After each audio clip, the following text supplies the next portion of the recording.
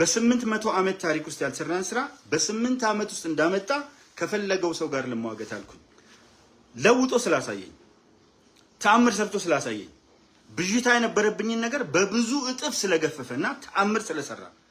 በረሃብ የምትታወቅ ሀገር በኦክስፎርድ ዲክሽነሪ ላይ በንቅዘት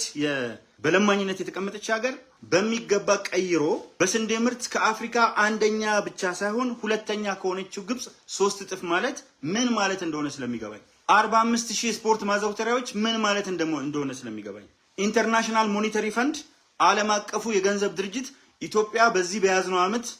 በያዝነው የግሪጎሪ ዘመን አቆጣጠር በፕሮጀክሽኑ ኢትዮጵያ 9.2% አድጋለች። ዓለም አቀፍ ጉባኤዎች በዚህ ዓመት ብቻ 200 በ9 ወር አከናውነው ተጨማሪ 50 ቡክ የተደረጉ ስላሉ በአረንጓዴ አሻራ አንደኛ ስለሆነ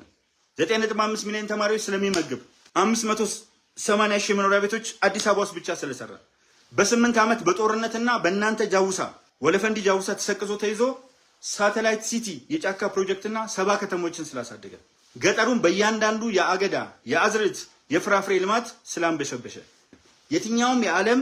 መሪ ካደረገው በላይ በ8 ዓመት ውስጥ ያመጣው ተአምር በሰራዊትም በምንም ተንትኜ ማስረዳት ስለምችል በቃሌ ስለምነግርህ ስለምወደው